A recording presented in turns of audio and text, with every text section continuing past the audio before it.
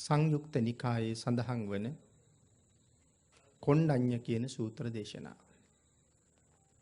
සම්මා සම්බුද්ධ ශාසනයේ කොයි තරම්නම් අසිරිමත්ද මේ ශාසනයේ මහා සංගරුවන මොන තරම්නම් ශ්‍රේෂ්ඨද කියන කාරණාව විශේෂයෙන් මේ සූත්‍රයෙන් පැහැදිලි වෙනවා. බොහෝසේ ශ්‍රද්ධාව උපද්දවන මේ සූත්‍රය අපි සාකච්ඡා කරමු. ත්‍රිපිටකයේ සඳහන් වෙන සූත්‍රයත් එය අට කතාවේ විස්තර කරලා තියෙන ප්‍රමාණයත් ඒ දෙකම එකතු කරගෙනයි මම මේ දේශනාව සිදු කරන්න බලාපොරොත්තු වෙන්නේ. සංයුක්ත නිකායේහි සඳහන් වන කොණ්ඩඤ්ඤ සූත්‍රය. කොණ්ඩඤ්ඤ කියන නම ඇහෙනකොටම අපේ පින්නතුන්ට මතකයි ඒ කවුද කියලා. අපේ භාග්‍යතුන් වහන්සේගේ ශාසනයේ අති විශිෂ්ටතම තානාන්තරයක් හිමි වෙච්ච මහරහතන් වහන්සේ.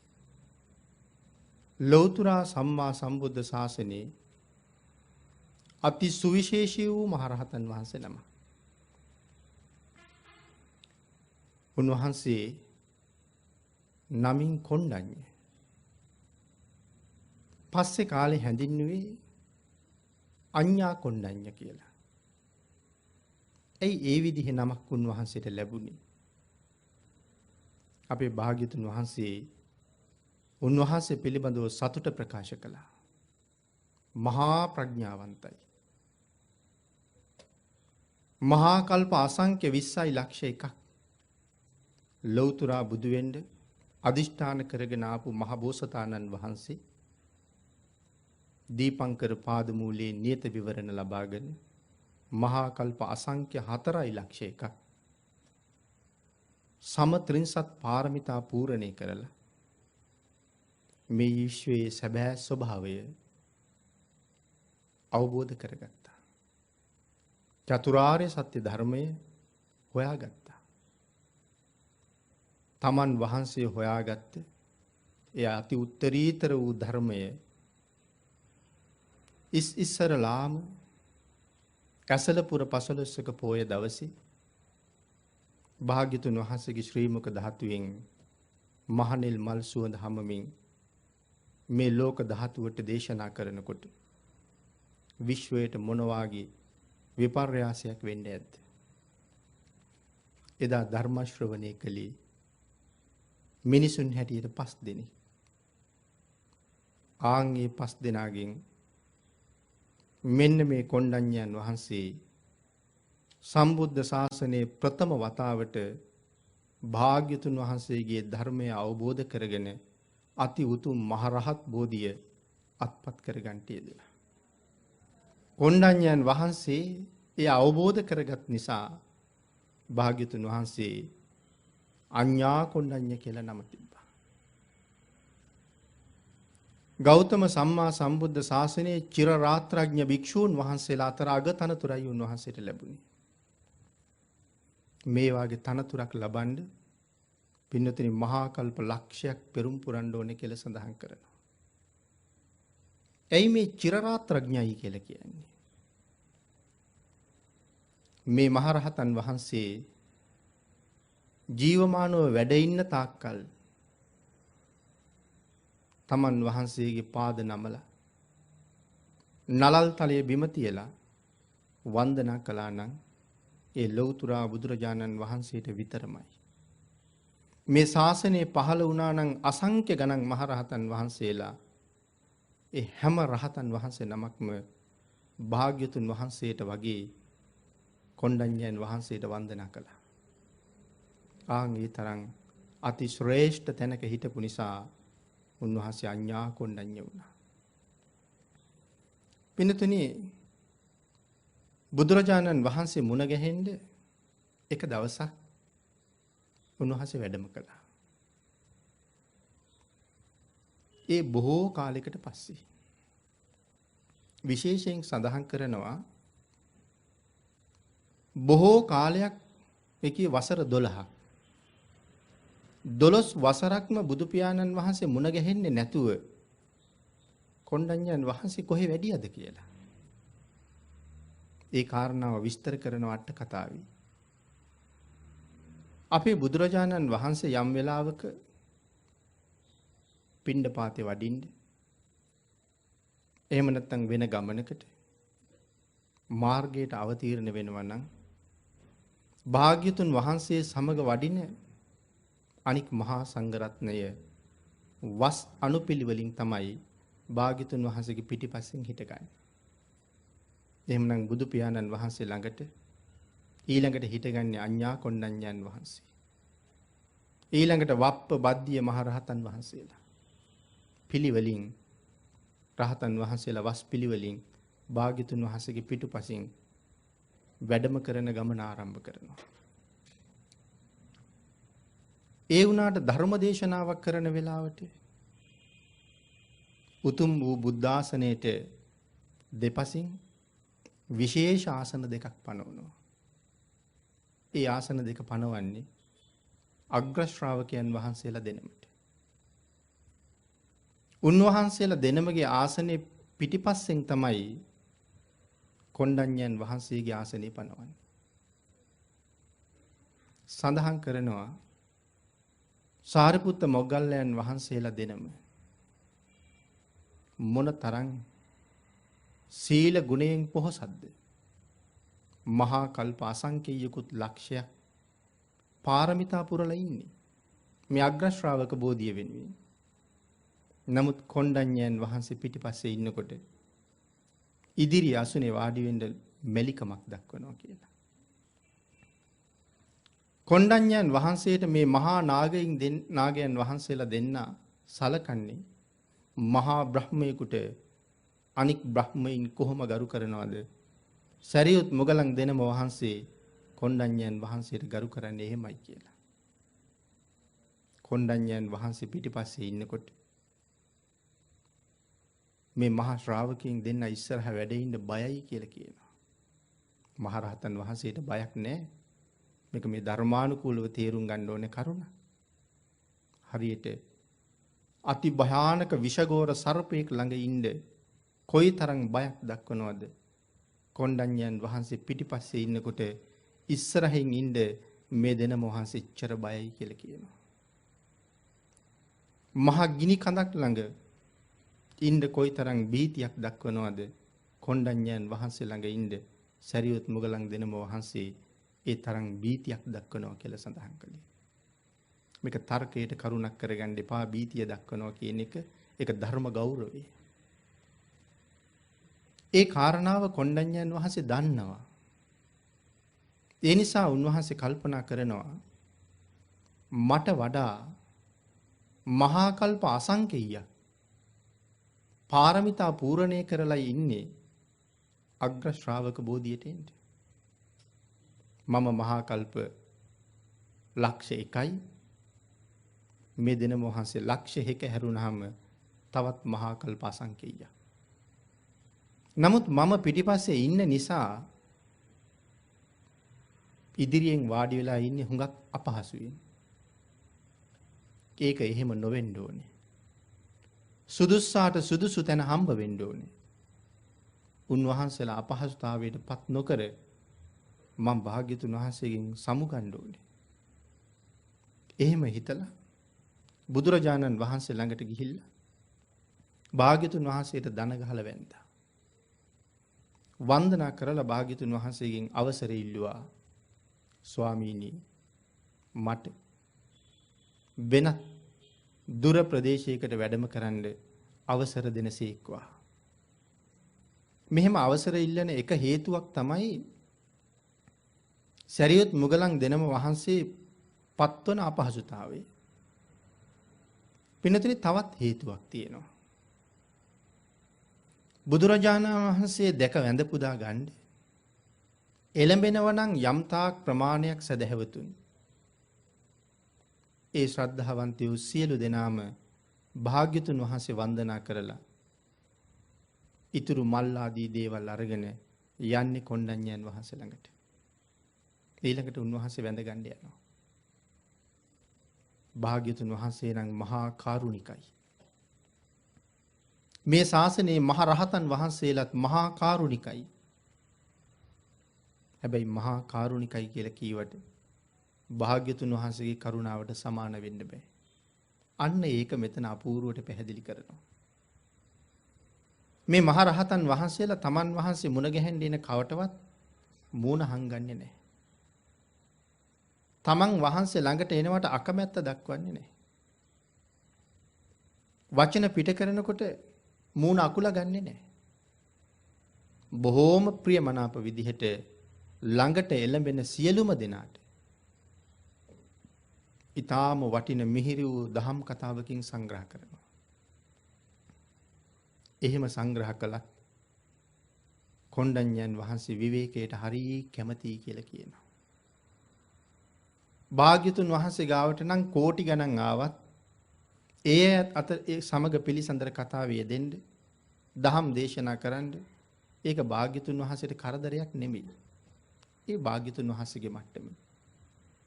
නමුත් කොණ්ඩඤ්ඤයන් වහන්සේ හරි කැමති සමාධියෙන් වැඩ ඉන්න. විවේකයෙන් වැඩ ඉන්න. මේ පිරිස හැමදාම මෙහෙම එනකොට ඒ සමාධියට විවේකයට උන්වහන්සේට බාධායි. ආන් ඒකත් සමුවරන් වඩින්න එක හේතුවක්. මේ කරුණුත් භාග්‍යතුන් වහන්සේට දක්වලා බුදුරජාණන් වහන්සේගෙන් අවසර අරගෙන උන්වහන්සේ කොහාටද වැඩම කරන්න තීරණය කරන්නේ? පින්නතුනි උන්වහන්සේ වැඩම කරන්නේ හිමාල වනාන්තරයේ සඳහන් කරනවා මන්දාකිනි පොකුණු සමීපයට කියලා. කොහෙද මේ මන්දාකිනි පොකුණ තියෙන්නේ?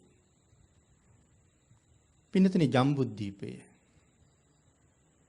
කොයිතරම් විශාලද?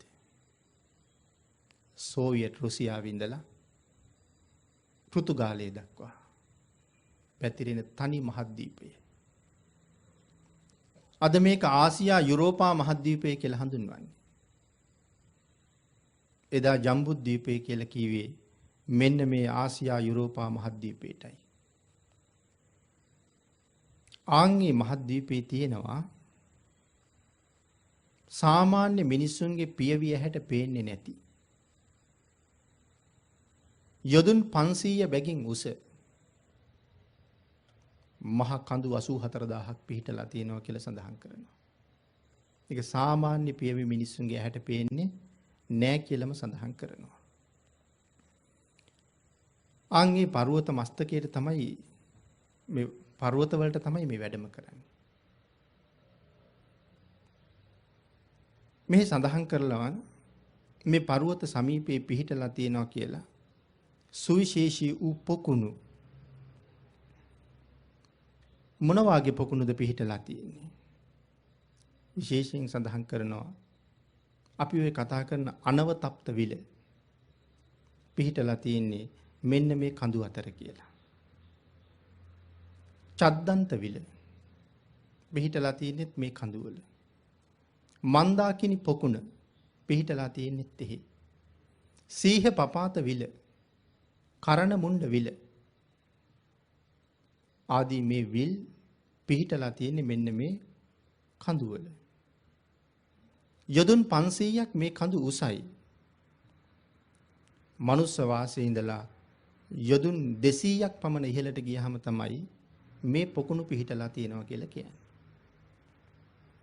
විශේෂයෙන් මහරහතන් වහන්සේ බුදුරජාණන් වහන්සේගෙන් සමු අරගෙන ජනපදයෙන් ජනපදයට නියංගමින් නියංගමට වැඩම කරමින් බොහෝ දෙනාට අනුකම්පා කරමින් උන්වහන්සේ චද්දන්ත භවනයට වඩිනවා. චද්දන්ත භවන පිහිටලා තියෙන්නේ මේ කඳු මුදුන් වල. කවුද විශේෂයෙන් චද්දන්ත භවන ස්පර්ශ කරනවා කියලා කියන්නේ? පසේ බුදුරජාණන් වහන්සේලා, මහරහතන් වහන්සේලා. මේ 이르දිමතුන් තමයි චද්දන්ත භවන ස්පර්ශ කරන්නේ. ආන්ගේ චද්දන්ත භවනයේට තමයි මහතෙරුන් වහන්සේ මේ වැඩම කරන්නේ. එහාට වැඩම කරාම කවුද එහි ජීවත් වෙන්නේ? සඳහන් කරනවා 이르දිමත් ඇත්තු ජීවත් වෙනවා කියලා. 이르දිමත් ඇත්තු කියලා කියන්නේ ඇත් කුල 10ක් ගැන අපි කතා කරනවා. මේ ඇත් කුල 10 9 වෙනි කුලය උපෝසත කුලය. 10 වෙනි කුලය චද්දන්ත කුලය. මේ ඇත්තු දෙගොල්ලටම අහසින් යන්න පුළුවන්. නැත්තම් කෙනෙක් හිතන්න පුළුවන්නේ මේ තිරිසන් ඇත්තු කොහොමද 이르දිමත් වෙන්නේ කියලා. ජාතිය තිරිසන් වුණාට සංසාරේ කොයිතරම් පිං ඇද්ද? මොනතරම් පිං කරලා තියෙනවද කියන කාරණාව මේ සූත්‍රයෙන් අපිට වැටහෙනවා ඉස්සරහට. එහෙනම් 이르දියෙන් යන්නේ.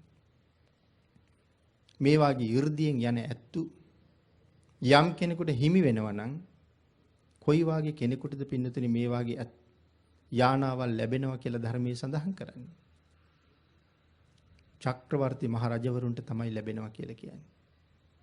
이르දියෙන් යන ඇත්තු. හත්ති රතනය කියලා පහළ වෙන්නේ මේ 이르දිමත් ඇත්තු. මට හිතෙන්නේ චක්‍රවර්ති මහ රජවරුන්ට ලැබෙන මෙවන් ඇත්රුවන අපේ රටේ පහළ වෙච්ච දුටුගැමුණු නරපතියට ලැබෙන්න චක්‍රවර්ති නොවි කොච්චර පින් තියෙන්නේ නැද්ද කියලා. දුටුගැමුණු රජුරවන්ට හිටියා කණ්ඩුල කියලා ඇති. විශේෂයෙන් සඳහන් කරනවා ඒ උපෝසත කුලයේ ඇති කියලා. ඒ පින් මහිමයන් අපිට හිතන්නවත් මනින්නවත් පුළුවන් කමක් නැහැ. මහතෙරුන් වහන්සේ චද්දන්ත භවනට වැඩියහම මේ 이르දිමත් ඇත්තු පුදුම විදිහට සතුටු වුණා. සතුටු වෙලා ඒගොල්ලෝ කතා කළා අපිට මහා පුණ්‍ය ශේෂ්ත්‍රයක් පහළ වුණා. මේ ලැබිච්ච අවස්ථාවෙන් අපි ප්‍රයෝජන ගන්න ඕනේ. චද්දන්තයන්ට උපෝසතයන්ට එහෙම හිතෙනකොට අපිට ලැබිලා තියෙන අවස්ථාවෙන් මිනිස්සු වෙලා අපි ප්‍රයෝජන නොගන්නේ මොන හේතුව හින්දාද කියලා තමයි අපි හිතන්න ඕනේ. මේගොල්ලන්ට හරි සතුටුයි. සඳහන් කරනවා තමන්ගේ නියපොතු වලින් චංකමන පිරිසිදු කළා කියලා. මොනවද මේ චංකමන කියලා කියන්නේ? සක්මන් මලු. පසේ බුදුරජාණන් වහන්සේලා සක්මන් කරපු සක්මන් මලු මේ චද්දන්ත භවනේ තියෙනවා. මහරහතන් වහන්සේලා 이르දියෙන් වැඩලා සක්මන් කරපු සක්මන් මලු මේ චද්දන්ත භවනේ තියෙනවා. නමුත් බොහෝ කාලෙකින් වඩින නිසා දැන් සක්මන් මලු වල තනකොළ ඇවිල්ලා. තම තමන්ගේ නියපොතු වලින් චංකමන පිරිසිදු කරලා ඉහලින් ඇවිල්ලා වැහිලා තියෙන අතුරු කිලි ඔක්කොම අයින් කරලා මහරහතන් වහන්සේට වාස භවනයක් හදලා දුන්න කියලා සඳහන් කරනවා. වාස භවන හදලා දීලා මේ ඇත්තු 8000ම එකට එකතු වෙලා තමන්ගේ ප්‍රධාන නායක හස්තියත් එක්ක සාකච්ඡා කරනවා. දැන් කොහොමද මහතෙරුන් වහන්සේට අපි උපස්ථාන කරන්නේ? සාකච්ඡාවේදී සඳහන් කරනවා එක එක්කෙනා මෙහෙම කරමු කියලා නම් හිතන්න එපා කියලා. විශේෂයෙන් සඳහන් කරන අට කතාවේ එහෙම හිතුවොත් මොනවා වෙයිද මහතෙරුන් වහන්සේට? ඥාතීන් ගොඩාක් ජීවත් වෙන ගමකට වැඩියා වාගේ වෙයි කියලා. ඇයි මොකද ඥාතීන් ගොඩාක් ජීවත් වෙන ගමට වැඩියම වෙන්නේ? හැම ඥාතියෙක්ම හිතනවා අද අහවල් ගෙදරින් සංග්‍රහ කරයි. අද අහවල් ගෙදරින් සංග්‍රහ කරයි. අද අහවල්ලු බලයි. අන්තිමට අවසානයේට වෙන්නේ සෝදාගත්ත පාත්‍රයෙන් විතරක් නිහඬ වෙන්න. ඇයි අරයා සලකයි කිය හිටියා බලහම කවුරුවත් සලකලා නැහැ. දානේ වළඳන්න පාත්‍රයේ සෝදාගත්ත විතරයි ලැබිච්ච දෙයක් නෑ. මහ ඇත් රජවරු කියනවා එහෙම වෙලා බෑ. ඒ නිසා දැන් අපි බෙදා ගන්න ඕනේ මහතෙරුන් වහන්සේට සත්කාර කරන්න. හැම ඇතෙකුටම දවසක් තියෙනවා. ඊට පස්සේ සඳහන් කරනවා මිනිස්සු ගාව නැති අපූර්ව ගුණාංග. ඊට පස්සේ සඳහන් කළා බෙදාගත්තට කමක් නැහැ. අද අහවලාගේ දවස වුණාට කමක් නැහැ. අනික් හැමෝම අද දවස උරුමකාරයට උදව් කරන්න ඕනේ කියලා. නිහඬ වෙන්න එපා. එයා උපස්ථාන ටික කරන අතරේ එයාට හැමෝම උදව් කරන්න ඕනේ. ඒ හින්දා කවුරුවත් තමන්ගේ අවස්ථාව මග අරගන්න එපා කියලා. ආන් ඒ විදිහට තමයි මේ 이르දිමත් ඇත්තු මහතෙරුන් වහන්සේට උපස්ථාන කරන්න පටන් ගත්තේ 12 අවුරුද්දක් පුරාවට. මේ චද්දන්ත භවන සමීපයේ තමයි තියෙන්නේ මන්දාකිනි පොකුණ. පින්නතුනි මේ සූත්‍රයේ මන්දාකිනි පොකුණ ගැන කියනකොට අට කතාවේ විස්තර කරනවා මන්දාකිනි පොකුණ කොයි වගේද කියලා. වර්ග යොදුන් 50ක් විශාලයි කියලා කියන්නේ. වර්ග යොදුන් 50ක් කියලා කියන්නේ යොදුනක් 70ක්ම 10ක් කියලා අරගත්තොත් මේ පොකුණ සතපුම් 5000ක් විශාලයි. ආන්ගේ දැවැන්ත පොකුණේ මැද්දේ තියෙනවා කියලා සඳහන් කරනවා යොදුන් 25ක් දිගින් පළලින් ප්‍රමාණය යටත් පිරිසෙන් දියසෙවල් කැබැල්ලක්වත් නැහැ කියලා. පලිඟු කැටයක් වගේ සුදෝසුදු ජල ධාරාවක් විතරයි තියෙන්නේ කියලා. ආන්ගේ යොදුන් 25න් පස්සේ ජලයේ තියෙන්නේ මිනිස්සුන්ගේ ඉන මට්ටමට විතරයි කියලා කියනවා. බහින්න නාන්න පුළුවන්. ඒ 25න් පස්සේ මේ යොදුන් 5000ක් තරම් මහ දැවැන්ත විල වටේටම තනි කරම සුදු නෙළුම් වලල්ලක් තියෙනවා කියලා කියන්නේ. ඒ නෙළුම් වලල්ල යොදුන් භාගයක් පළලයි කියලා කියනවා. නෙළුම් මල් වලින් පෑහිලා තියෙන බව සඳහන් කරනවා. හැබැයි අපේ නෙළුම් වගේ නෙමෙයි. ඒ නෙළුම් හුඟක් ලොකුයි කියලායි සඳහන් වෙන්නේ. නෙළුම් වලල්ලෙන් පස්සේ සුදු නෙළුම් වලල්ලෙන් පස්සේ තියෙන්නේ රතු නෙළුම් වලල්ල. ඒකත් යොදුන් භාගයක්. රතු නෙළුම් වලල්ලෙන් පස්සේ තියෙනවා කියලා සඳහන් කරනවා සුදු කුමුදු වලල්ල. ඒකත් යොදුන් භාගයයි. ඊට පස්සේ යොදුන් භාගයක් නිල් උපුල් තියෙනවා කියලා සඳහන් කරනවා. ඊට පස්සේ යොදුන් භාගයක් රතු උපුල් තියෙනවා කියලා සඳහන් කරනවා. ඊට පස්සේ යොදුන් භාගයක් දසත සුවඳ පැතිරෙන සුවඳ හැල් වලල්ලක් තියෙනවා කියලා සඳහන් කරනවා. සුවඳ හැල් වනාන්තරයෙන් පස්සේ උක් වනාන්තරයක් තියෙනවා කියලා සඳහන් කරනවා. පොකුණ වටේටම උක් වලල්ල යොදුන් භාගයක් විතර පළලයි. සඳහන් කරනවා හිතන් දෙපා කියලා උක් ගහක් අපේ උක් ගස් වාගේ කියලා. එක උක් ගහක් පුවක් ගහක් තරම් ලොකුයි කියලා කියන්නේ. ඒ උක් වලල්ලෙන් පස්සේ තියෙනවා යොදුන් භාගයක කැකිරි. මෙතන විශේෂයෙන් සඳහන් කරනවා අපි මේ ව්‍යංජනයට පිළියෙල කරන කැකිරි නෙමෙයි කැකිරි නම් පළතුරු වර්ගයක් කියලා. ඊළඟට තියෙනවා කියන්නේ ලබු. ඊළඟට තියෙනවා කියන්නේ පැණි කොමඩු. මේ වලලු තුන යොදුන් එකමාරක් වැල් වල හැදෙන පළතුරු වලින් ගැවසීගෙන තියෙනවා.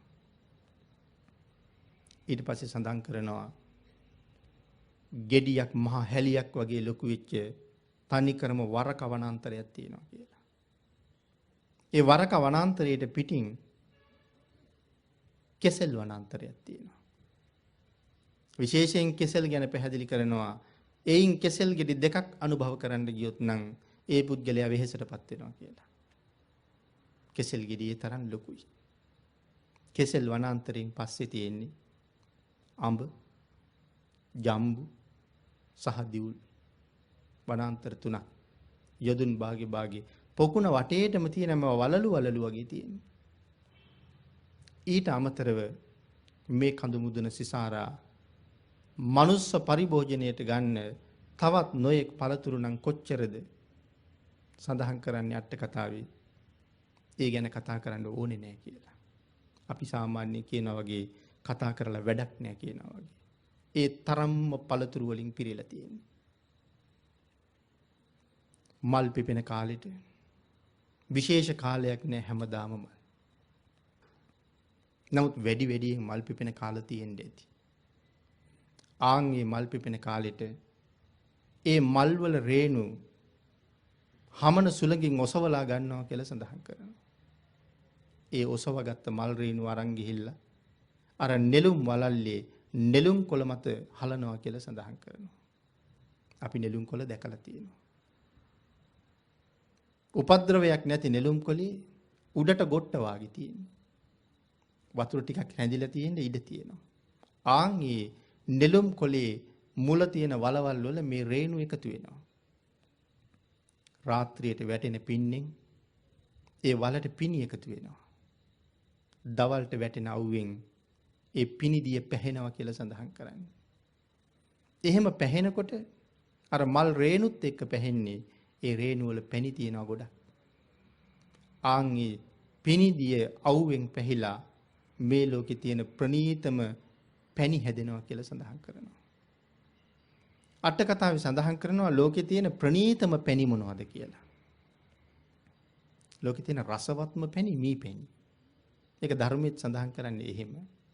නමුත් මෙතන සඳහන් කරනවා රසවත් පැණි මී පැණි තමයි.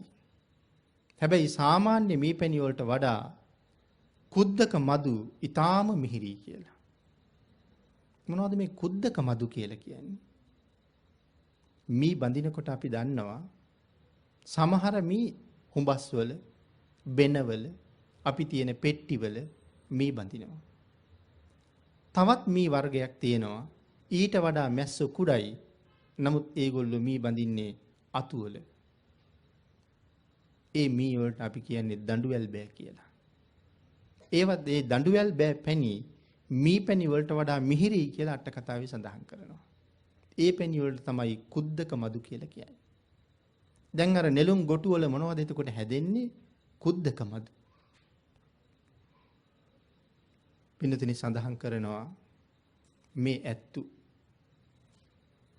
මහ තෙරුන් වහන්සේට උදේට මුව දෝවණේ කරන්න පැන් දත් මැදගන්න දන්ත කාෂ්ඨක අපි කියන්නේ දැහැටි දඬු කියලා. හිමාලයේ තියෙනවා කියලා සඳහන් කරනවා නාගලතා කියලා වැල් වගයක්. ආන්ගේ වැල් වලින් දැහැටි හදනවා.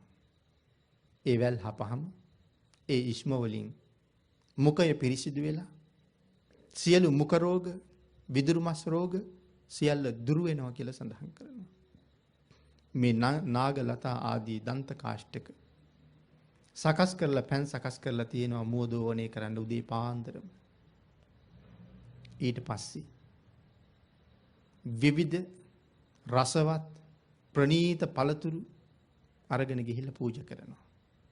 අර නෙළුම් ගොටු වල එකතු වෙලා තියෙන පැණි ගෙනහිල්ලා පූජා කරනවා. සඳහන් කරනවා නෙළුම් අලයක් නගුල් හිසක් වාගේ ලොකුයි කියලා. ඒ කියන්නේ එහෙනම් අපි මුලින් සඳහන් කළා අපේ මල් වලට වඩා මලුත් ලොකුයි කියලා. නෙළුම් අලයක් නගුල් හිසක් වාගේ ලොකුයි. නගුල් හිසක් වගේ කියනකොට තේරුම් නැත්තම් සඳහන් කරනවා නෙළුම් කොළවල නැට්ට මහ බෙර කඳක් වාගේ එක නැට්ටක් ලොකුයි කියලා. නෙළුම් දණ්ඩ. මේකේ පුරුක් තියෙන්න ඇති අට කතාවේ විස්තර කරන හැටියට කඩලා ගත්තාම එක පුරුකක කුඩා වාජනයක් පිරෙන්න තරම් කිරි තිබ්බා කියලා කියනවා. නෙළුම් දඬු වල කිරි තියෙනවා. නමුත් මේ කඩා ගත්තාම එක පුරුකක කුඩා වාජනයක් පිරෙන්න කිරි තියනවා කියලා. අපි පාවිච්චි නොකලට ආහාරයට මේ ඇත්තු මහතෙරුන් වහන්සේට මේ දඬු කඩලා කිරි එකතු කරලා ඒ කිරි ගෙනහිල්ලා පිළිගැන්නුවා කියලා සඳහන් කරනවා. නෙළුම් ඇට මී පැණි හකුරුයි මිශ්‍ර කරලා ඒ නෙළුම් ඇට පිළිගැන්නුවා කියලා කියනවා. අර මහා උක් වනාන්තරේ පුවක්ගස් වාගේ ලොකුවට තියෙන උක්ගස් කඩාගෙන ගිහිල්ලා පාෂාණ මත තියලා පාදයෙන් තලනවා කියලා සඳහන් කරනවා.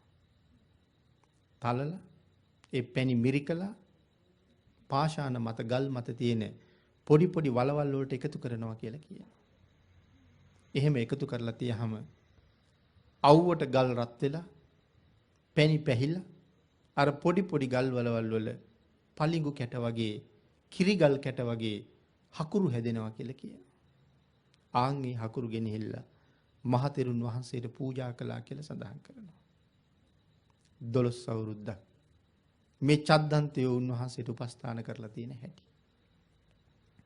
චද්දන්තයන්ගේ උපස්ථාන සංග්‍රහ ලැබමින් මහතෙරුන් වහන්සේ උපරිම විවේකයක් භුක්ති විඳිමින් උන්වහන්සේ වැඩ හිටියා.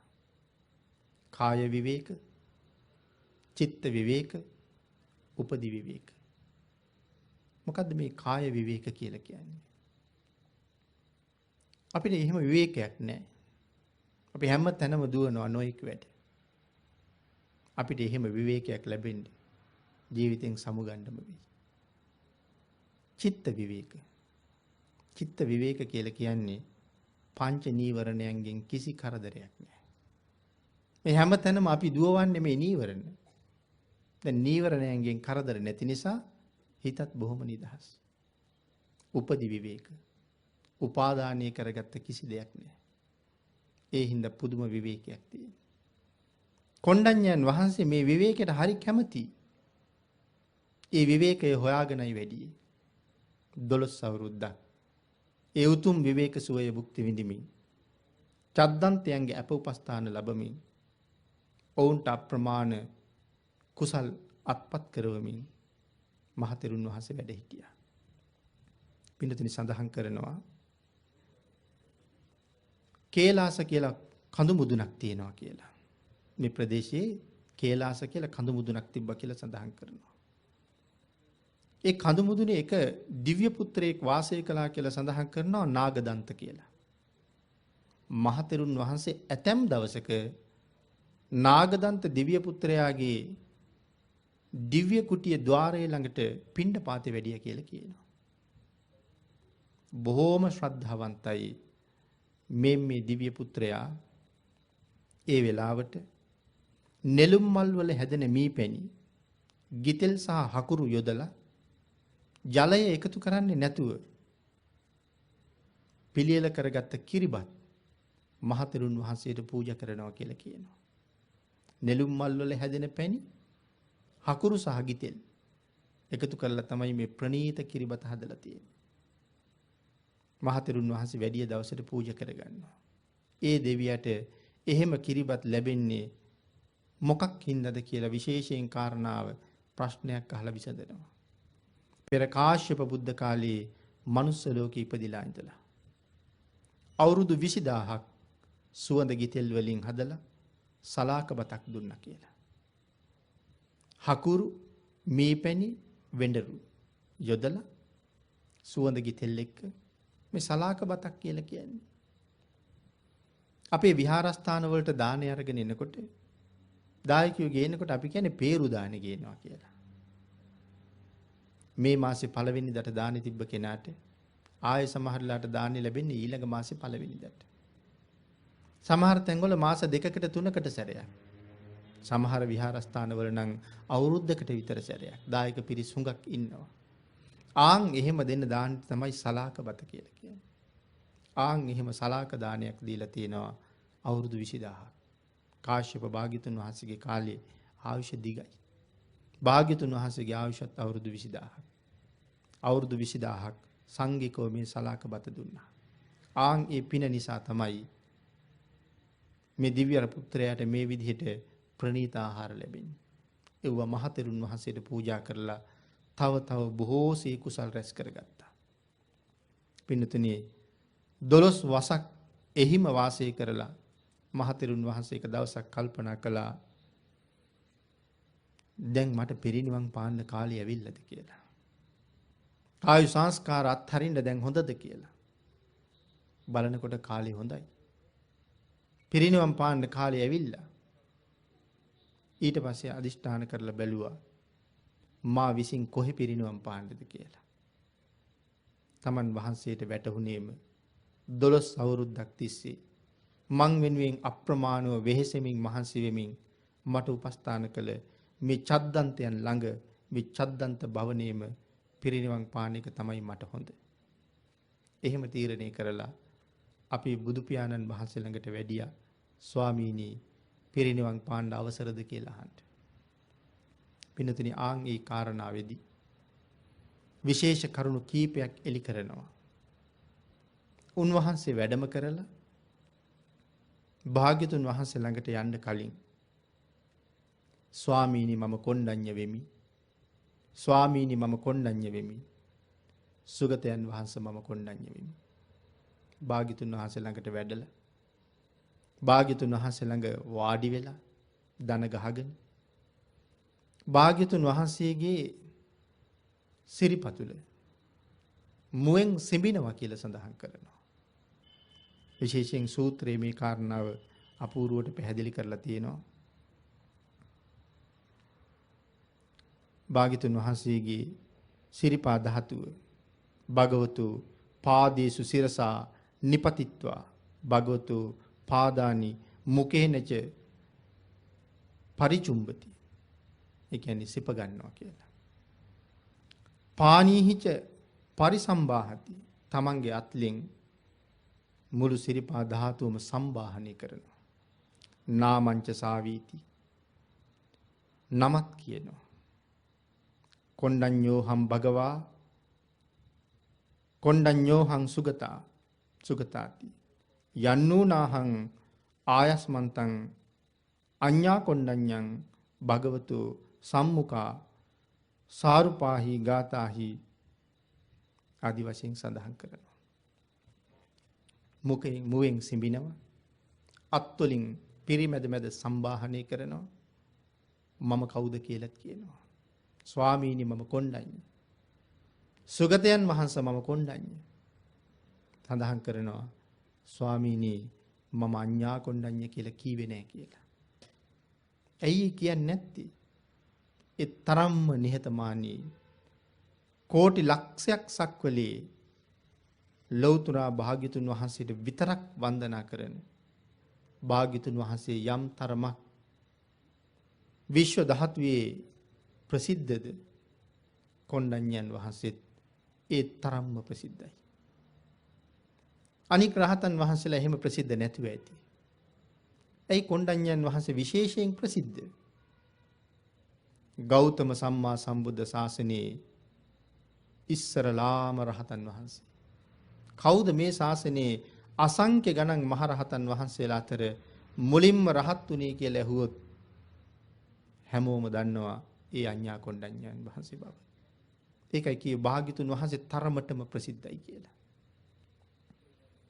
ආන් ඒ තරම් තානාන්තරයක් තියෙනවා. නමුත් තමන්ගේ නම්බු නාමේ නම් කීවේ නෑ කියලා සඳහන් කරා. බුදුරජාණන් වහන්සේට එහෙම වන්දනා කරනකොට විශේෂ කරුණු කීපයක් බලාපොරොත්තු වෙනවා. 12 අවුරුද්දකින් පස්සේයි භාග්‍යතුන් වහන්සේ දැක්කේ. අලුතෙන් ශාසනයට ආපු භික්ෂු භික්ෂුණී උපාසක උපාසිකාවෝ මේ කවුද කියලා දන්නේ නැහැ. කෙස් සුදු වෙච්ච ඉස්සරහට කුඩු වෙච්ච ගෝපාන ශිවංක කියලා කියන්නේ. ඉස්සරහට නැමිලා කුදු වෙලා කෙස් සුදු වෙච්ච කුදු වෙච්ච භාග්‍යතුන් වහන්සේ ළඟින්ම ඇසුරු කරන මේ මහල්ලා කවුද කියලා කාට හරි හිතුණොත් ඒ හිතුන අය නිරය පුරවනවා කියලා කියන්නේ. ආන් එහෙම හිතෙන්න ඉඩ දෙන්නේ නැතුව තමයි මේ කවුද කියලා දැනගන්න ස්වාමීනි මම කොණ්ඩඤ්ඤ වෙමි. සුගතයන් වහන්සේ මම කොණ්ඩඤ්ඤ වෙමි කියලා කියන්නේ. එතකොට මේ නොදන්න පිරිස දන්නවා එහෙමනම් කෙස් පැහිලා ඉස්සරහට නැමිලා කුදු වෙලා මේ ඇවිල්ලා ළඟම ඇසුරු කරන්නේ මේ ශාසනයේ භාග්‍යතුන් වහන්සේ තරමටම ප්‍රසිද්ධ වෙච්ච ගෞතම ශාසනයේ මහා ශ්‍රාවකයා කියලා කෙනෙකුට හිතුණා නම් දෝත එකතු කරලා සාදු කියුණා නම් ඔවුන් හැමෝම දෙව්ලොව පුරවනවා කියලා කියන්නේ. ඔවුන්ට මේ අවස්ථාව උදා කරන්නයි එහෙම සඳහන් කළේ. මේ කරුණ තවත් විස්තර නොකලට මේ ශාසනයේ මහා සංඝයා කවුද කියලා තේරුම් ගන්න හොඳ තැනක් නේ. වැරදි සිතුවිල්ලක්වත් ඇති කරගත්තොත් ඔහුට ඒක විපාක දෙනවා. තනියම පුද්ගලයෙකුට විතරක් නෙමෙයි ඔහුගේ පරම්පරාවටම විපාක දෙනවා කියලා කියන්නේ. ඔහුගේ ධනස්කන්ධය පවා පිච්චෙනවා කියලා සඳහන් කරන්නේ.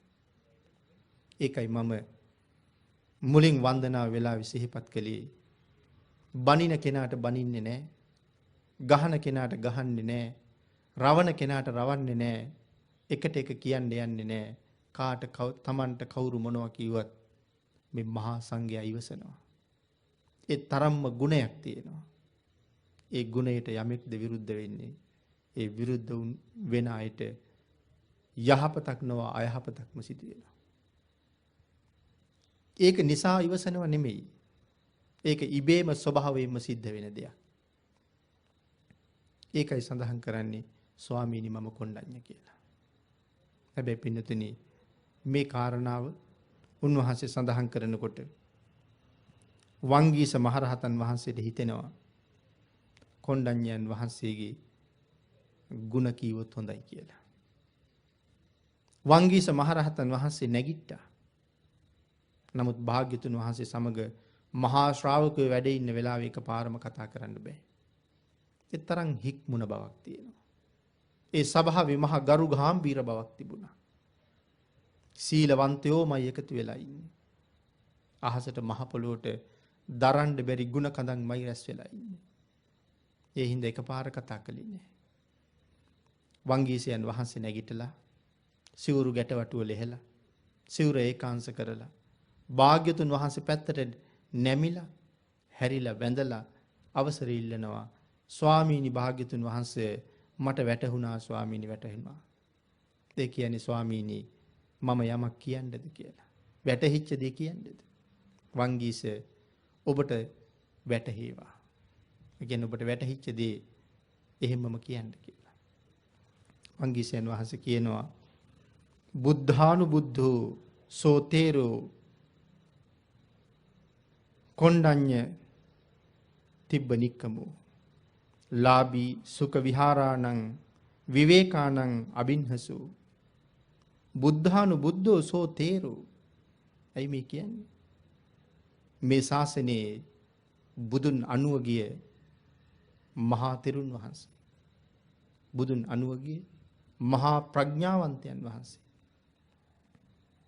ඇයි මහා ප්‍රඥාවන්ත කියලා කිව්වේ? මහා ප්‍රඥාවක් නොතිබුණා නම් භාග්‍යතුන් වහන්සේ ආර්ය සත්‍ය දේශනා කරනකොට කොහොමද වැටහිලා රහත් වෙන්නේ එකපාරම?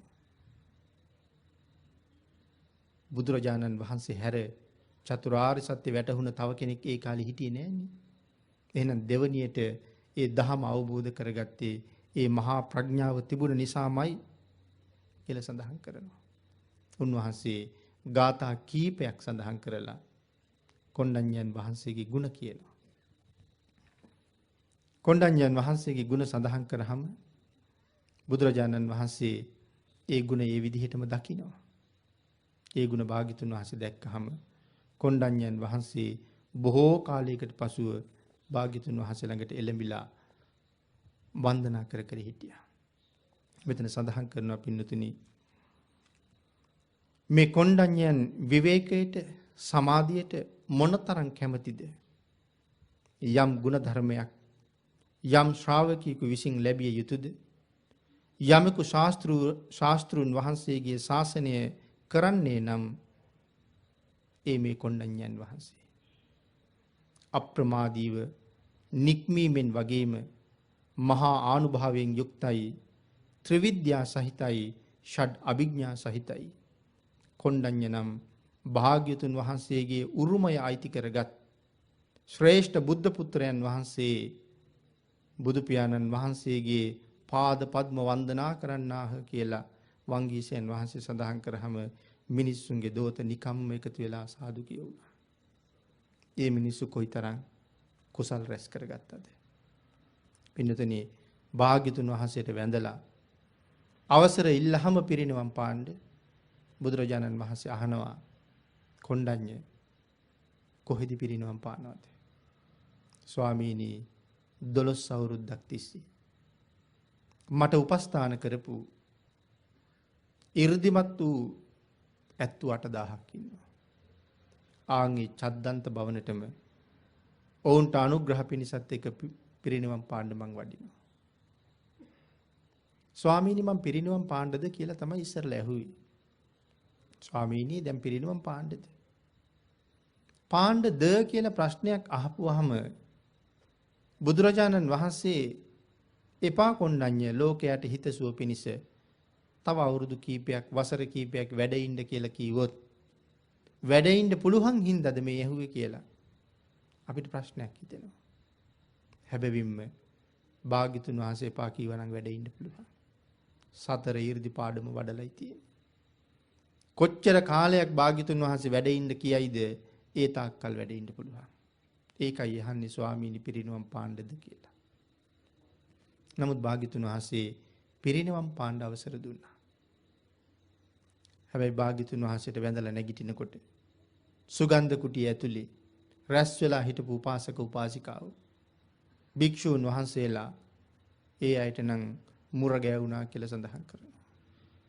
මේ මහා ශ්‍රාවකයා සදහටම අපෙන් සමුගන්න දෙයන්නේ කියලා. දොර ළඟට ගිහිල්ලා ආපහු හැරිලා බලලා උන්වහන්සේ ප්‍රකාශයක් කරනවා. යම් කෙනෙක් ආයු සංස්කාර අරගෙන ඉපදුනා නම් ඒ ආයු සංස්කාර දවසක නැසෙනවමයි. ලෞතර භාග්‍යවතුන් වහන්සේටත් ඒ එසේම සාධාරණයි. භාග්‍යතුන් වහන්සේටත් සාධාරණ නම් අන් අය ගැන කවර කතාද? හැමෝම ආයු සංස්කාර අරගෙන යාවි. ඒ හැමෝම දවසක මරණයටපත් වෙනවා. එහෙමනම් හැමෝම මැරෙන්න ඉස්සරලා ඒ සංස්කාරයන් පවතින කාලය තුල තමන්ගේ ඊළඟ භවයේ සුවපත් කරගන්න කටයුතු කරගන්න එක තම තමන්ට වටී. එහෙම සඳහන් කරලා චද්දන්ත භවනටම වැඩම කළා. වැඩම කරලා මහතෙරුන් වහන්සේ මන්දාකිනි පොකුණට බැහැලා පැන්සැන වුණා. පැන්සැනහිලා සිවුරු පොරවගෙන උතුරු සළුව දරාගෙන තමන් වහන්සේගේ කුටියට වැඩම කරලා තමන් වහන්සේ සැතපෙන යහනේ ඉඳගෙන වැඩ හිටිය කියලා සඳහන් වෙනවා. උන්වහන්සේ පිළිවෙලින් සමාධි සමාපත්තීන්ට සමවැදිලා අරුණ උදා වෙන මොහොත එනකොට සදහටම මේ සංසාරයෙන් සමු අරගෙනම යන්න ගියා. උන්වහන්සේ බලාපොරොත්තු වුණ උතුම් වූ මංගල්‍ය උන්වහන්සේ සාක්ෂාත් කරගත්තා. ඇයි ඒක මංගල්‍යයක් වෙන්නේ? මහා කල්පයක් පෙරුම් මහා කල්ප ලක්ෂයක් පාරමිතා සම්පූර්ණ කළේ ලෞතර බුද්ධ ශාසනයක චිරරාත්‍රඥ භික්ෂූන් වහන්සේලා අතර අගතනතුර ලැබලා අවසානයේට පිරිනිවන් පාණ්ඩයි. මේ පිරිනිවන් පෑම වෙනුවෙන් පාරමිතා පිරුවා. එහෙනම් ඒ පාරමිතාවගේ පූර්ණේ කෙරවල උන්වහන්සේගේ මංගල්‍යයි. මේ නිවන වෙනුවෙන් මේ පාරමිතා පිරුවේ. ඒ නිවන සාක්ෂාත් කරන එක උන්වහන්සේගේ මංගල්‍යයි. උන්වහන්සේ බොහොම කැමැත්තෙන් උන්වහන්සේගේ මංගල්‍යයට සමවැදුණා. උන්වහන්සේ පිරිනිවන් පාවා දාලා. ඒ වුණාට පින්නතුනි චද්දන්තයෝ දන්නේ නැහැ අපි පින්කිත පිරිනිවන් පෑවා කියලා. එදාට උපස්ථානයේට નિયમિત හස්තියා මහතෙරුන් වහන්සේ වෙනුවෙන් මෝදෝනා පැන් තැන්පත් කරලා දන්ත කාෂ්ඨක තැන්පත් කරලා පළතුරු ටිකක් හොඬෙන් දරාගෙන සක්මන කෙරවලට වෙලා හිටගෙන බලාගෙන හිටියා කියලා කියනවා. වෙනදා මහතෙරුන් වහන්සේ මුව මඩල දෝවණය කරගෙන අවතීර්ණ වෙන්නේ මේ සක්මනටයි. ඒ සක්මනේ ඉදිරියට වඩිනකොට පූජා කරන්නයි මේ දරාගෙන ඉන්නේ. නමුත් කල්පනා කරනවා තාමත් මහතෙරුන් වහන්සේ වැඩියේ නැහැ. තාමත් මුව මඩල දෝවණය කරගෙනත් නැහැ. තාමත් දැහැටි වළඳලත් නැහැ. අරුණ පහුවෙලා හිරු උදා වුණා. නමුත් මහරහතන් වහන්සේ තවම උන්වහන්සේගේ පන්සලෙන්වත් එළියට ආවේ නැහැ. මේ හස්තියා හිමින් හිමින් උන්වහන්සේගේ කුටියේ දොරටුව ළඟට ගිහිල්ලා දොරට තට්ටු කළා. දොරට තට්ටු කළාට කිසි හැලහොල්මනක් නැහැ. නමුත් ඇතාට පේනවා ආසනිය උඩ වාඩි වෙලා වැඩ ඉන්නවා. පිරිනිවන් පාලා තියෙන වාඩි වෙලාමයි. ඒ නිසා තමන්ගේ අත ඉස්සරහට තියලා දොර තල්ලු කරා. තව චුට්ටක් ඉස්සරහට වෙලා මහතෙරුන් වහන්සේගේ ශරීර ධාතුව ටිකක් ස්පර්ශ කරලා බැලුවා කියනවා. හුස්ම වැටෙනවද කියලා බැලුවා කියනවා. ඒ වෙලාවේ දැනගත්තා හුස්ම ගන්නෙ නැහැ කියලා. ඒ වෙලාවේ තමයි චද්දන්තය දැනගත්තේ මහතෙරුන් වහන්සේ පිරිනිවන් පෑවා කියලා. තමන් ළඟ තිබිච්ච දානේ ටිකේ හැම්මම දාලා තමන්ගේ හොඬ තමන්ගේ මුඛය ඇතුළට දාගෙන මහා හණක් නැගුවා කියලා සඳහන් කරනවා. යදුන් 3000ක් විශාල මහා හිමවත නින්නාද දුන්නා කියලා සඳහන් කරනවා ඒ හඬට. ඊට පස්සේ ඇත්තු සියලු දෙනාම එකතු වුණා කියලා සඳහන් කරනවා. හැමෝම එකතු වෙලා මහතෙරුන් වහන්සේ ළඟට ඇවිල්ලා නායක හස්තියා මහතෙරුන් වහන්සේ ඔසවලා අරගන්නවා. උන්වහන්සේ පිරිනිවන් පානවත් එක්කම මුළු හිමවත පළදරන ගස් සියල්ලම පළ දැරූ බවත් මල් පිපෙන ගස් සියල්ල අතුරු කිලි පාසා මලින් බර වුණා කියලා සඳහන් කරනවා. ඒ හැම මලක්ම උඩට හැරිලා පිපිලා තිබුණා කියලා සඳහන් කරන්නේ. මහතෙරුන් වහන්සේ ඉහළ වැඩිය නිසා දෝ කියලා. මේ ඇත්තු නායක හස්තියා මහතෙරුන් වහන්සේගේ දේහය ඔසවගෙන ඉන්නවා. මේ අය මල් පිපිච්ච අතු කඩලා සමහරු දේහයට උඩින් අල්ලගෙන ඉන්නවා කුඩයක් ඉහෙළුවා වගේ. සමහර අය සේසත් ඉහෙළුවා වගේ මල් පිරුණ අතු දෙපසින් අල්ලගෙන ඉන්නවා. සමහර අය මල් පිරුණ අතු හොඬෙන් දරාගෙන චාමර සැලුව කියලා කියනවා. එහෙම කර කර හිමවත වටේ ප්‍රදක්ෂිනා කරනවා කියලා සඳහන් කළා. දේහයත් අරගෙන 3 වලල්ලක් ප්‍රදක්ෂිනා කරලා නැවත වැඩ හිටපු තැනට පිරිනුවම් පාපු තැනට ආපුවාම සක්‍ර දේවේන්ද්‍රයන් වහන්සේ විශ්වකර්ම දිව්‍ය පුත්‍රයාට කතා කරලා කියනවා පුතේ අපගේ වැඩිමහල් සහෝදරයාණන් පිරිනුවම් පෑවා. අපි විසින් උන්වහන්සේට උපහාර දැක්විය යුතුයි. එහෙම සඳහන් කරාම සක්දිවිඳුගේ ඉල්ලීමට අනුව විශ්වකර්ම දිව්‍ය පුත්‍රයා යොදුන් 9ක් දිගින් පළලින් විශාල තන්නිකරම රත්තරන් භවනක් මැව්වා කියලා සඳහන් කරනවා. ඊට පස්සේ ශ්‍රී දේහය ඒ රත්තරන් භවන ඇතුලේ තිබ්බා. නැවත වතාවක් චද්දන්තයෝ මේ රන් භවන ඔසවාගෙන හිමාලය වටේ ප්‍රදක්ෂිනා කළා කියනවා. හිමවත යොදුන් 3000ක්. ආයත් සැරයක් කෙනෙකුට ප්‍රශ්නයක් නැගෙන තැනක් ඉතුරු වෙනවා.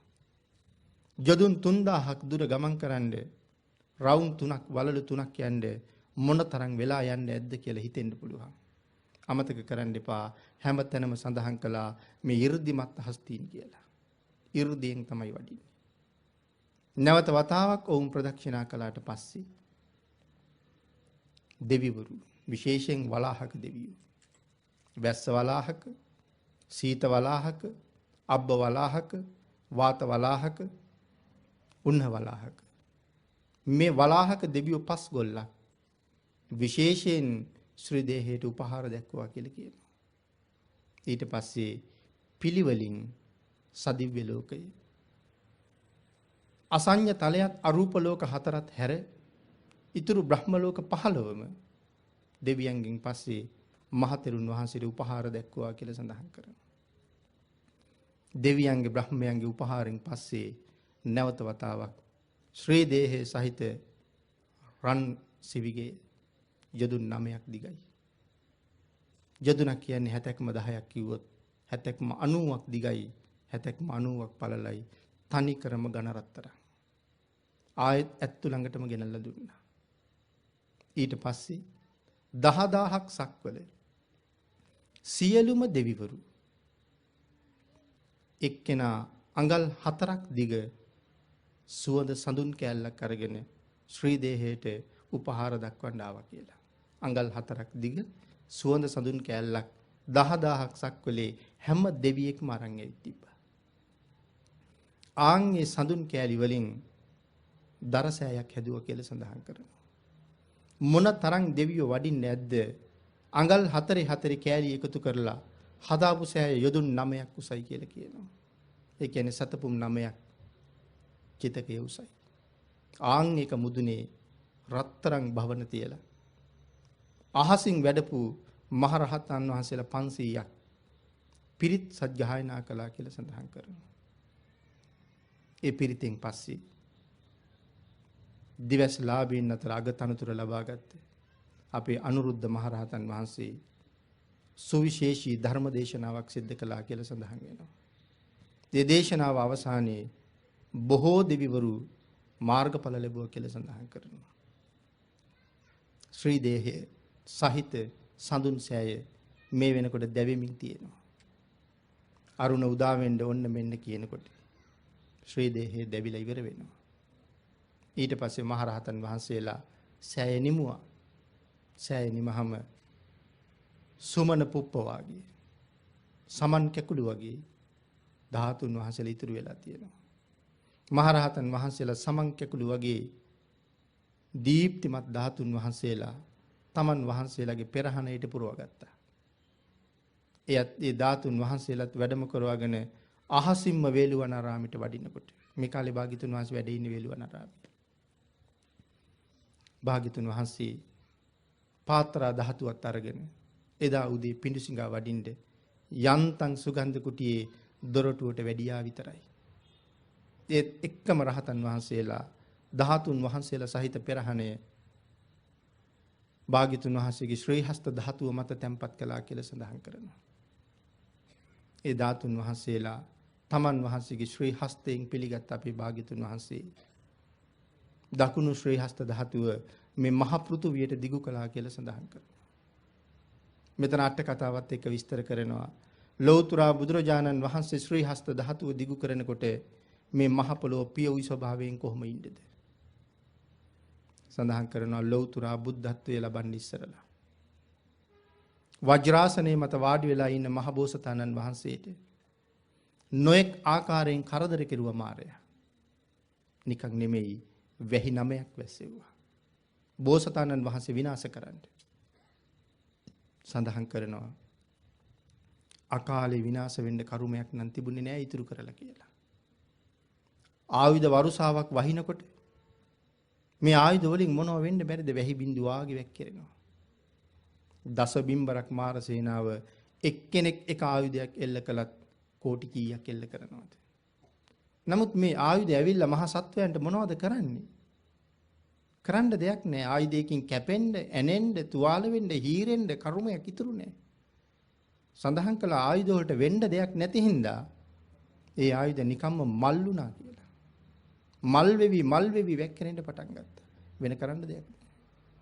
එහෙනම් වැහි නමයක් වැස්සෙව්වා. අඟුරු, මඩ, වැලි, පර්වත, සර්පයෝ මේ ඔක්කොම මල් වෙලා තමයි වැක්කෙන්නේ. බැරිම තැන මාරයා කතා කරලා කිව්ව සිද්ධාර්ථ ඔය ආසනේ ඔබේ නෙමෙයි කියලා. ඔය ආසනේ වෙනුවෙන් දසපාරමිතා පිරුවේ සිද්ධාර්ථ මම. ඒ කියන්නේ මාරයා වෙන්නත් පාරමිතා පුරන්න ඕනේ නැද්ද? වෙනතුනේ මාර දිව්‍ය පුත්‍රයා වෙන්නත් පාරමිතා පුරන්න ඕනේ. දසපාරමිතාව සම්පූර්ණ කරලා තමයි 6 වෙනි දිව්‍ය ලෝකෙ උප්පත්තිය ලැබලා තියෙන්නේ. දැන් තේරෙනවද මාරයා කිව්වට දේවපුත්ත මාරයා මොනතරම් පින්වන්තද කියලා? මේ මහා පුණ්‍යවන්තයා ඇයි මෙච්චර පව් කරන්නේ? සඳහන් කරන්නේ ඒක තමයි තනතුරේ හැටි කියලා. මාරයා කියන තනතුරේ හැටි. එතෙන්ට යන්න පින් කරන්න ඕනේ. පින්නතනි රාජ්‍යයේ උසස් නිලධාරියෙක් වෙන්න, ජනාධිපති කෙනෙක්, රජ කෙනෙක් වෙන්න අපිට බැරි වුණානේ. ඒගොල්ලෝ එතෙන්ට ගියේ පෙර පින් හින්දා. ඒ කියන්නේ අනිවාර්යෙන් අපිට වඩා පින් කරලා. නමුත් තනතුරට ගියාට පස්සේ කොච්චර පව් කරන්න වෙනවද කියලා තේරෙන්නේ ඊට පස්සේ. ආන් ඒ වගේ තමයි මාරයා. මහා පුණ්‍යවන්තයි තනතුර හින්දා පව් කරනවා. දසපාරමිතා පුරලා මම ඔය ආසනේ මගේ කියලා කියන්නේ ඒකයි. සාක්ෂි මට තියෙනවා කියලා කිව්වා. දස බිම්බරක් මාර සේනාව බොරුත් කීවා කියනවා. ඇයි බොරු කීවේ? ඇයි මේ මාරයා පාරමිතා පුරන කාලේ හිටපු නැති මාරයොත් මෙතන ඉන්නවා. තමන්ගේ පිරිස මාර පිරිස ඒගොල්ලෝ දන්නේ නැහැ මෙයා පාරමිතා පුරලා ඉන්නේ කියලා.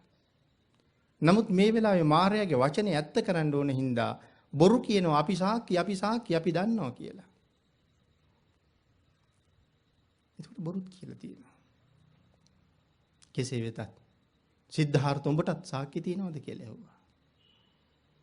ඒ වෙලාවේ සඳහන් කළා වසවර්තිය.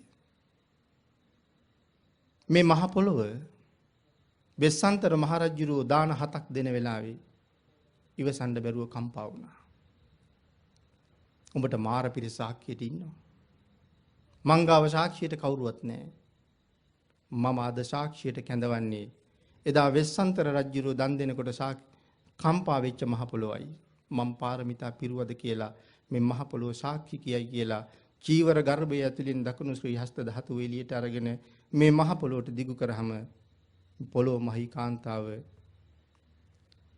සිද්ධාර්ථ ගෞතමයන් මේ වජ්‍රාසනයේ වෙතින් පාරමිතා පිරුවා සත්‍යයි කියනා වගේ මහා හඬක් නගමින් ගුගුරන්න පටන් ගත්තා කියලා කියනවා. වසවර්ති මාරයාගේ මාර පිරිස දෙන්නෙක් එක මග නොයා මහ වාතයකට අහු වුණ පුළුම් පිටක් යම්සේ විසිරෙන්නේද මාර පිරිස බීතියෙන් පැනලා දිවුවා කියලා සඳහන් කරනවා. එහෙමනම් එදා බෝසතාණන් වහන්සේගේ ශ්‍රී හස්ත ධාතුව මහ පොළොවට දිගු වෙනකොට මහ පොළොවට ඉවසන්න බැරි වුණා නම් ලෞතර බුද්ධ රාජ්‍ය සාක්ෂාත් කරපු සම්මා සම්බුදුරජාණන් වහන්සේගේ ශ්‍රී පාදයේ ශ්‍රී හස්ත ධාතුව මේ මහ පොළොවට දිගු කරනකොට පොළොව කොහොමනම් පියවි ස්වභාවයෙන් ඉන්නද? ආන් ඒ නිසා භාග්‍යතුන් වහන්සේ වේළුවනාරාම සුගන්ධ කුටිය දොරටුවක ළඟ ඉඳලා මහ පොළොවට ශ්‍රී හස්ත ධාතුව දිගු කරාම රිදීවන් චෛත්‍යයක් මහ පොළොව දෙබෑ කරගෙන පොළොව මතින් මතුණා කියලා සඳහන් කරනවා. ආන් මේ චෛත්‍ය රාජ්‍යය ඇතුලේ භාග්‍යතුන් වහන්සේගේ ශ්‍රී හස්ත ධාතුවෙන්ම කොණ්ඩඤ්ඤ මහරහතන් වහන්සේගේ අඤ්ඤා කොණ්ඩඤ්ඤ මහරහතන් වහන්සේගේ ධාතුන් වහන්සේලා තැන්පත් කළා කියලා සඳහන් කරනවා. ඒ චෛත්‍ය වේළුවනාරාම විහාර භූමියේ ద్వාරයේ ළඟ ඊටාම නිරුපද්‍රිතව වැඩ හිටිය කියලා සඳහන් කරනවා. ඒ චෛත්‍ය අදත් එතන වැඩ ඉන්නවා කියලා සඳහන් කරනවා. එහෙමනම් මහ පොළොව පලාගෙන නැගිට්ට චෛත්‍ය රාජ්‍යය. කොණ්ඩඤ්ඤ මහරහතන් වහන්සේ පිළිබඳව කොණ්ඩඤ්ඤ සූත්‍රයේ සහ අට කතාවේ සාකච්ඡා කරන කාරණාව මෙතනින් ඉවර වෙනවා. නමුත් සම්මා සම්බුද්ධ ශාසනයේ එක සුවිශේෂී මහරහතන් වහන්සේ නමකගේ අසීමාන්තික ගුණයන්ගෙන් දූවිලි අංශුවක්වත් අපි සාකච්ඡා කළේ නැහැ. එවන් මහා නාගයින්ගෙන් පෝෂණය වෙච්ච ගෞතම සම්මා සම්බුද්ධ ශාසනයේ උරුමය අරගෙන කටයුතු කරන අපි මොනව නොකළ යුතුද? මේ සත්පුරුෂ පින්නතුන් විශාල පිරිසක් මේ හැමෝම බොහෝ තැන්වල මේ මහ පිංකම් එක එකතු වෙන අය. එහෙමනම් අපේ රුක්ලන්ත මායාදුන්න මැතිතුමා, මායාදුන්න මැතිණිය මේ දෙපළ මහ පිංකම් කරන හැටි අය අමුතුවෙන් මේ රැස් වෙලා ඉන්න පිරිසට අපි කියන්න අවශ්‍ය නැහැ. ඒක ළඟ ඉන්න නිසා කරන ආත්ම වර්ණනාවක් නොවන බව රූපවාහිනී ප්‍රේක්ෂකයෝ පවා දන්නවා. මේ තරම් මහ පිංකම් මේ අය කොහොම කොතන කළාද කියලා. අද අති ගෞරවනීය අපේ මහානායක මාහිමිපාණන් වහන්සේට ආශිර්වාද කරන්න.